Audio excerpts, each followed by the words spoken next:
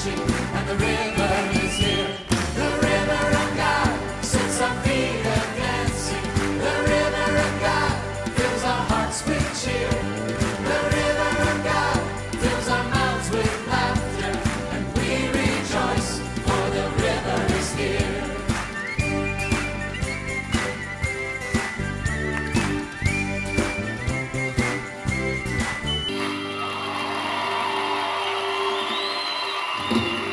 Every generation, a voice in the earth is sent to sound the alarm and raise a people for divine purposes.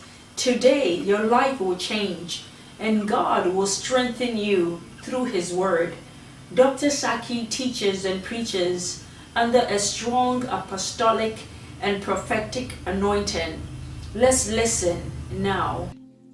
Hallelujah. We are truly the people of God. We are the people of the kingdom of God. We belong to God. Now, just in case you do not understand this, you don't belong to a kingdom forcibly, but you are born into a kingdom by region of geography. You could be poor, you could be down and out. Your parents' name may not be in the almanac of life, but by reason of geography, you become a citizen. In fact, in many countries of the earth, where you are born is where you are a citizen. The only country, when it comes to the kingdom and the majesty of Jesus, that requires no human territory is the kingdom of God. In other words, you could be born in Papua New Guinea. You could be in Ethiopia, Eritrea. You could be born elsewhere and be a member of the citizen of the government of God. It requires not a place, but rather an acceptance. Say hallelujah. To it we have become citizens, not by geography. We have become citizens because we accepted to be part of the commonwealth of God. And now we are the children of light. Now to everyone that enters a government or a kingdom, there are certain rights accorded them. If you read your passport very clearly, the Secretary of these United States of America, if you carry one, says that the bearer of this passport travels in the name of the said government, and that they are not to be harassed at any place, and that they are allowed to travel freely because they are traveling in the name of the government. And we boast ourselves about it. In the government of God, you equally travel. We have unlimited visa and right of passage. The stamp is the blood of Jesus Christ. It is the token. Here in Northern Virginia, you pass easy passes, and there are places you get to, you see that they have blocked it. You have to pay to pass. We pass because of the blood. The blood allows you to freely pass. There are the rights given to the people of the kingdom.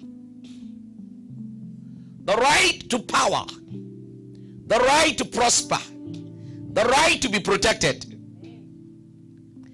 All of these are vested in the kingdom.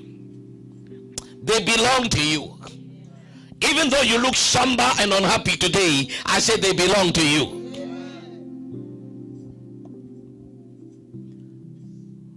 But somehow your rights can be violated. If you do not know that certain rights are accorded you, you may allow some individual who is of no grata. We say persona non grata. A person without any value. begin to question the validity of your claim. And since you're born again Christian, they're afraid of a witch, wizard. They're afraid to go home. They're afraid to go to their hometown. They're afraid to associate with people. These entities are called persona non grata. They are individuals without any credibility. We call them demons.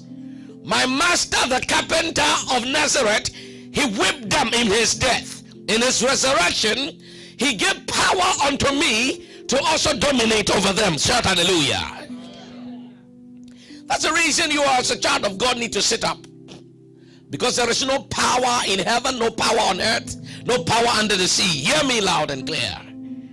That can take you out of here before time. The devil cannot even kill a mosquito before time. How much more a person born in the image of God? Hallelujah. I need somebody that understands these words, the word of God I'm saying today to you.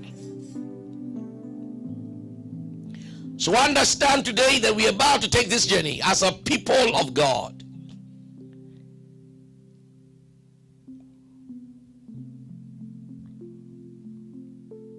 Turn to Hebrews 1 and verse 8. Hebrews 1 and 8.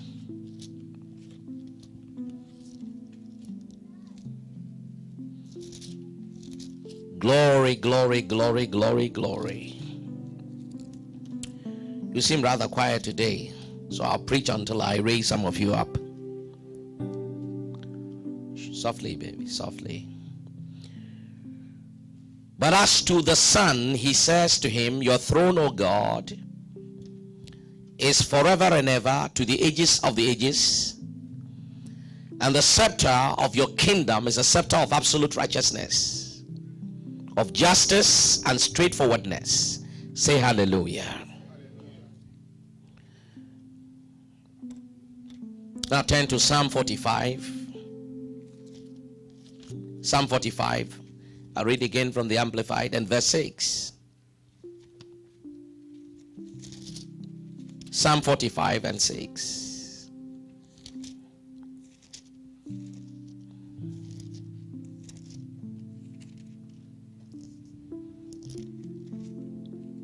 Your throne, O God, is forever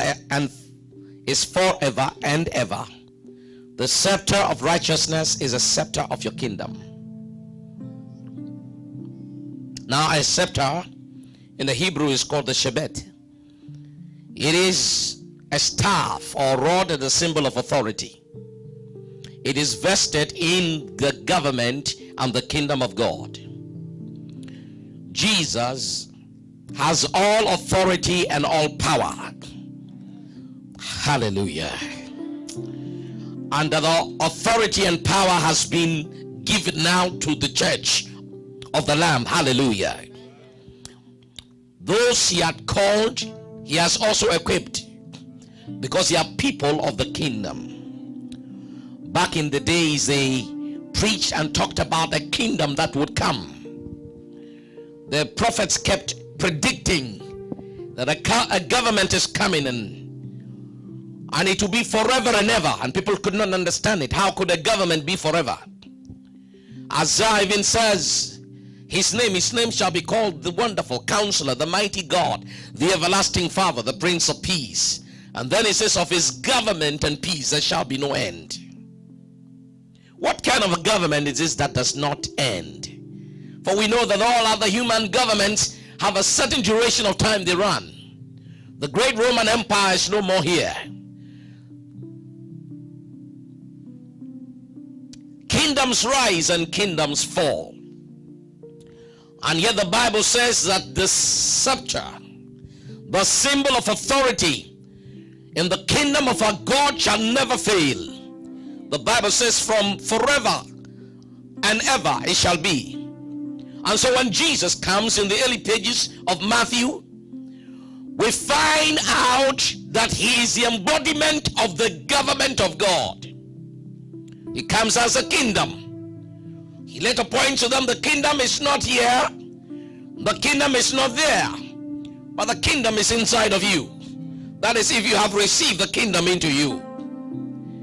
Say, I am a people of the kingdom.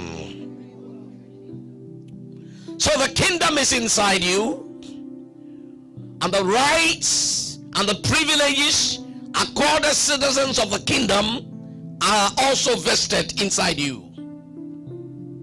Now turn to Daniel chapter 6. Daniel chapter 6.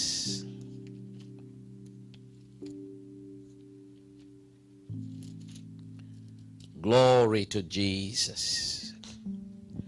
And it pleased King Darius, successor of Belshazzar, to set over the kingdom 120 satraps or governors, who shall be in charge throughout the kingdom. And over them 3 presidents, of whom Daniel was one, that these satraps might give account to them, and that the king should have no loss or damage. That the king shall have what? No loss or damage. Say, no loss or damage. Then Daniel was distinguished above the presidents. He stood up because he was a person of the kingdom.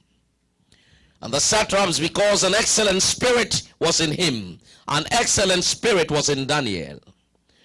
And the king thought to set him over the whole realm. And then the presidents and the satraps are the same word for governors. They sought to find accusation, to bring accusation against Daniel concerning the kingdom, but they could find no occasion or fault. Hallelujah. Now, people of the kingdom, understand this. The enemy is looking for fault or accusation. He's looking for something in you and around you. He's looking for an offense that he may use as a catapult towards you. But Daniel had an excellent spirit that there wasn't anything found in him. Jesus said, I saw the enemy fall down like lightning, but behold, he has nothing with me. Now don't shut me down, I'm about to preach now.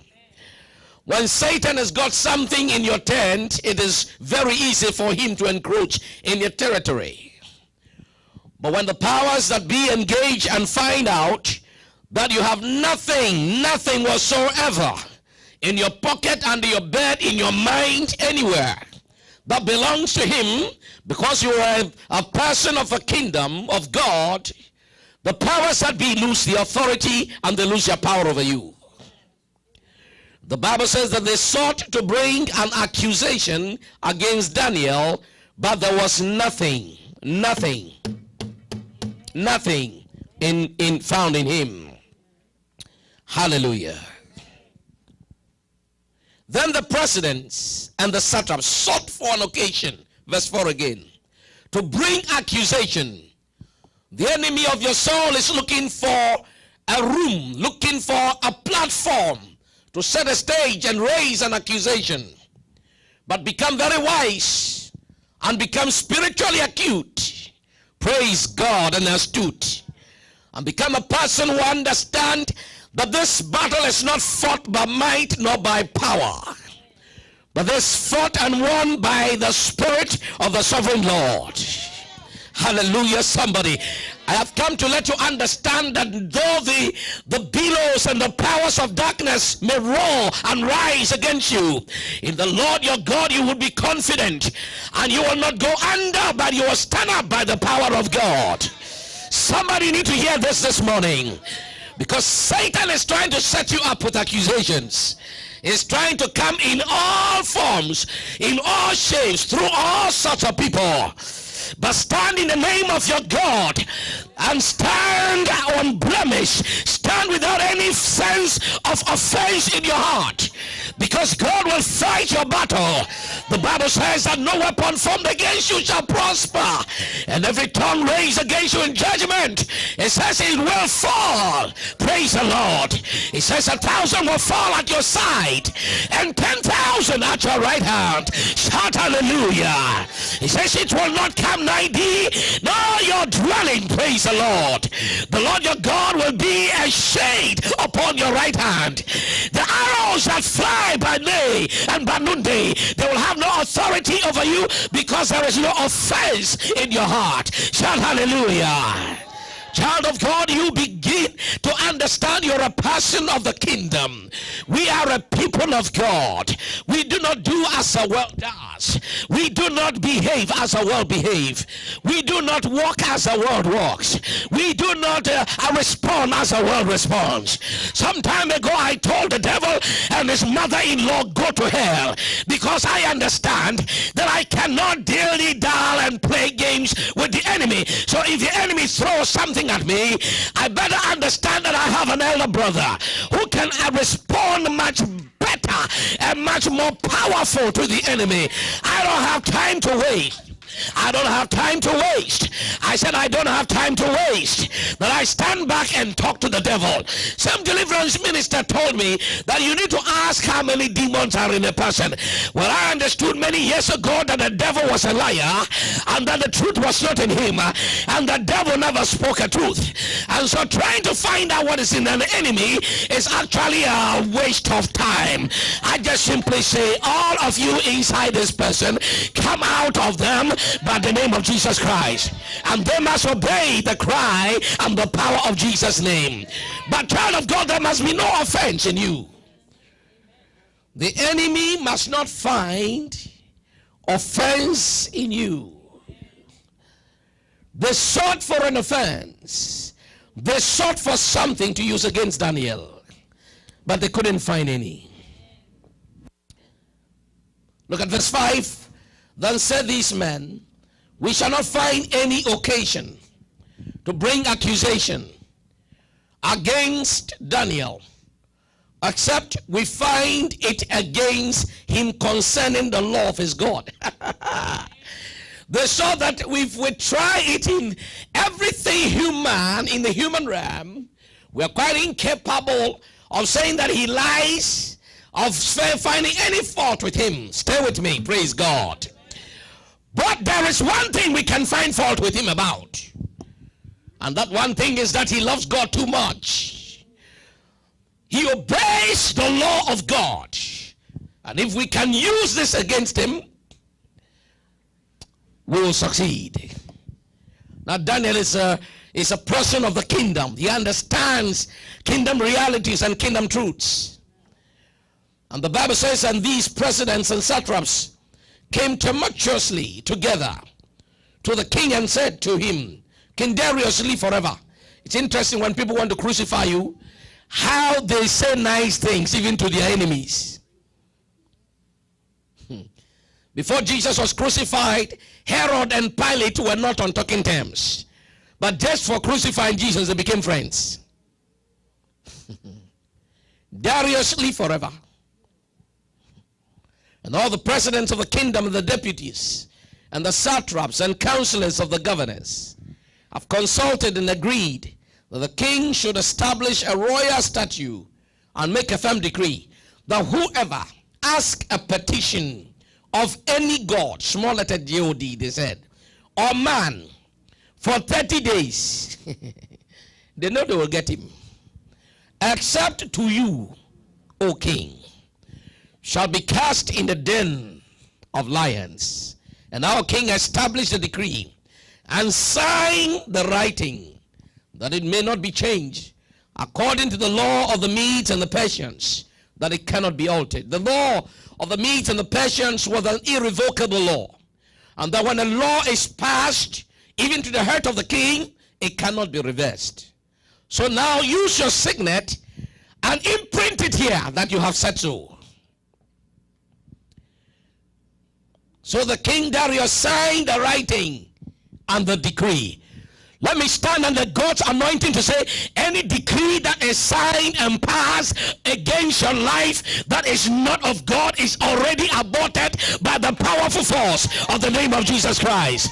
Every decree and incantations, every secret organizations and structures that are not orchestrated by God will fall flat on its face by the power of the sovereign Lord.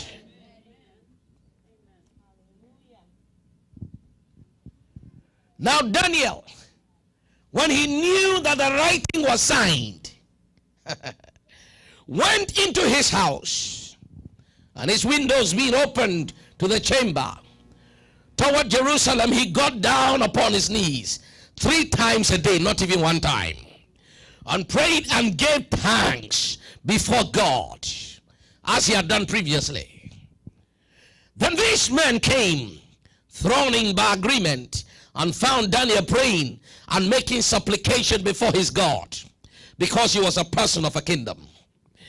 Then they came near and said to the king, have you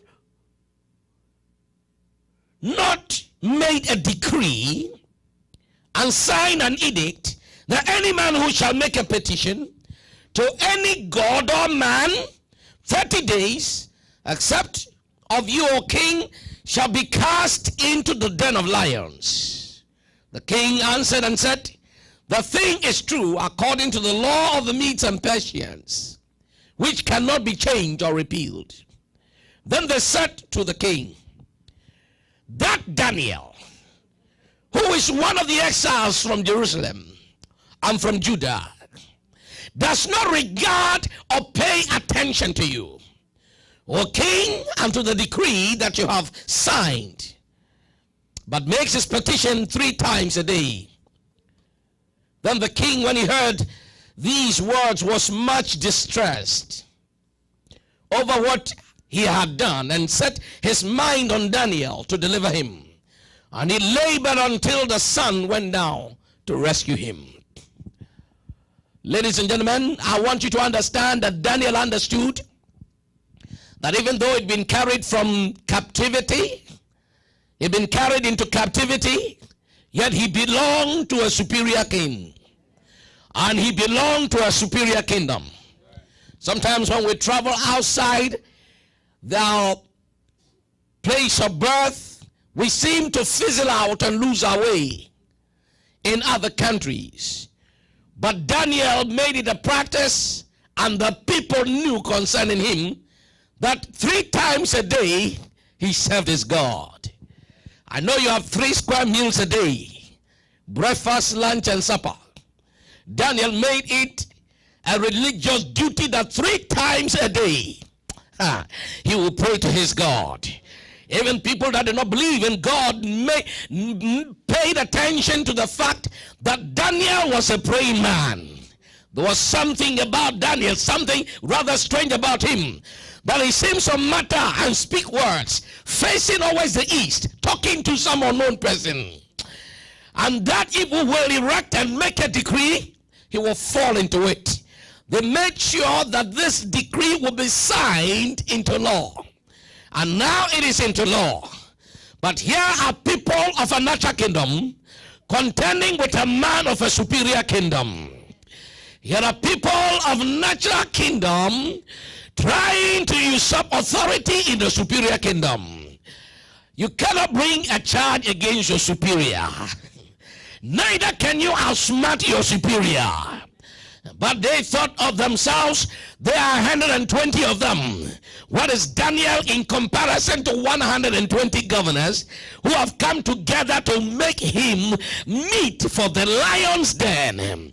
Let me say to you that one with God is a majority. When you are with God, there is no power that can sink you. When you are with God, there is no authorities that can bend your knee. When God is with you, rather, there are no powers that can stand and rise and succeed against you. Child of the kingdom, hear me today. Understand that one is a majority in the kingdom when the powers of God are engaged with them.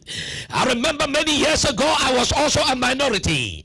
I stood one in the face of 5,000 people, with people who were practicing fetish activities and insulting my God. But one person stood as a majority with God. The power of God came into that room, and these powers began to run.